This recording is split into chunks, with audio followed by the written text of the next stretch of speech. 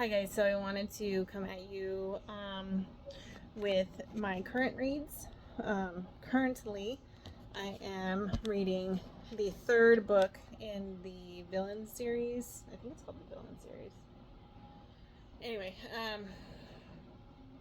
Accomplice to the Villain just came out not too long ago. I think it was on the 5th of August. So I'm really excited to read it. It's by Hannah Nicole Mayer, I think it is. Hold on. Let me get my fingers out of the way.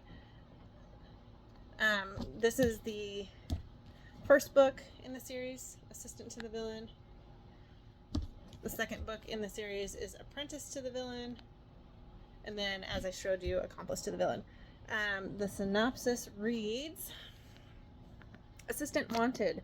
Notorious high-ranking villain seeks loyal, level-headed assistant for unspecified office duties, supporting staff for random mayhem and terror, and other dark things in general.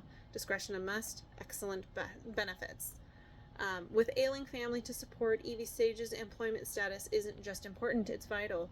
So when a mishap with Renandon's most infamous villain results in a job offer, naturally she says yes.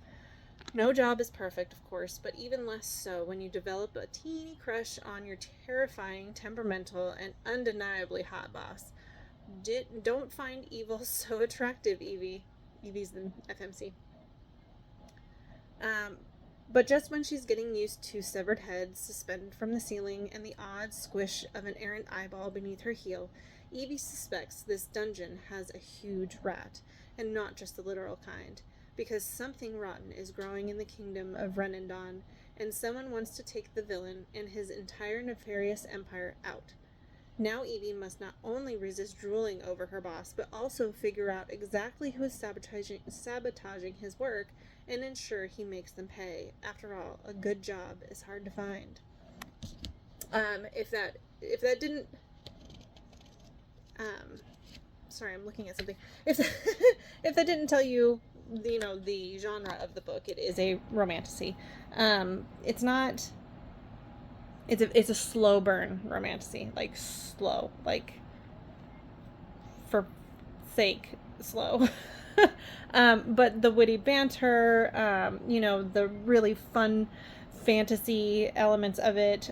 It's very much a fairy tale set in the villain's perspective. It's just a really fun read. Like, it really is just fun. I absolutely devoured the first two because it's just so fun. I know I keep saying that, but it's fun.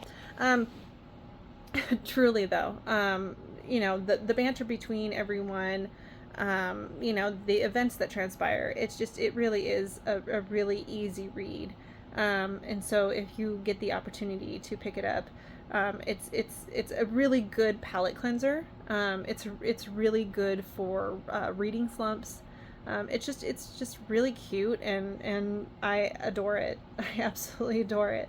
And I'm on the third book right now, so I'm not quite sure if it's going to be a trilogy, if there are going to be more after this. I'm not quite sure. I'm honestly really sad if it does end, but I'm really excited to see the wrap up if it does. So there's that. And then the other book that I'm reading at the moment, because I just finished reading The City of Gods and Monsters by Kayla Edwards. I want to say that's her name. I get her and Callie mixed up. But I want to say it's Kayla Edwards. I'm going to do a review on that as well. But the one that I'm reading currently, along with Accomplice to the Villain, is Dan Brown's Angels and Demons. I'm about almost halfway through it. I try to branch out with my genres that I read, especially when I get a little oversaturated with a certain genre. I absolutely love sci-fi and fantasy. That's my bag, but sometimes it can be a bit much when that's all that you're reading. Sometimes you need a little bit of real. So that's when, like, the thrillers and, some horror suspense books will come in. Historical fiction. I do like some historical fiction. Can't remember the author's name for the life of me right now, but I'm staring at the book and it's being covered by a candle. Devil in White City. If you know the author's name, you know what I'm talking about. His books I very much enjoy because they're historical fiction. So I like to use that as a palate cleanser. I also enjoy The Girl with the Dragon Tattoo.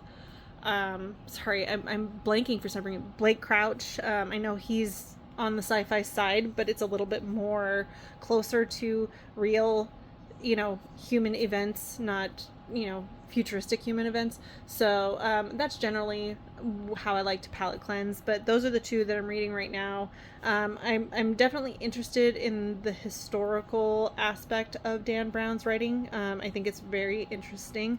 There are things that I've learned in this book that I didn't know were real, so that's pretty cool. I have been annotating it, which I like to annotate my books when something interesting happens or when there's like a really cool phrase or something. Um, if you don't know what this is about, if you haven't watched the movie or you haven't read the book, the synopsis is: an ancient secret brotherhood, a devastating new weapon of destruction, an unthinkable target. World-renowned Harvard symbologist Robert Langdon is summoned to a Swiss research facility to analyze a cryptic symbol seared into the chest of a murdered physicist. What he discovers is unimaginable: a deadly vendetta against the Catholic Church by a centuries-old underground organization, the Illuminati. Desperate to save the Vatican from a powerful time bomb, Langdon joins forces in Rome with the beautiful and mysterious scientist Vittoria Vetra. Together they embark on a frantic hunt through sealed crypts, dangerous catacombs, deserted cathedrals, and the most secretive vault on Earth, the long-forgotten Illuminati lair. The Da Vinci Code was his breakthrough book and movie, I guess. I think I watched The Da Vinci Code when it first came out, but I didn't delve any further into it because I really wanted to read the books, and I just never got around to it. So now I'm delving into it, and I'm really enjoying it. It's definitely not something that I'm like, oh man, I need to jump back into it, but I am pushing my way through it. And the reason why I use quotations is because, again, it's not like there's no fantastical element, so my child brain isn't like, oh my gosh, what happens next, but it is interesting, and I am looking forward to the end of it to see how it happens and how it plays out. Dan Brown is a very good writer, from what I've been reading so far, and so it definitely helps keep the book pacing, keeping it moving forward. So if you've read any of these books, or if you want to talk about them, or haven't read them and you're interested, let me know in the comments. Thanks, guys.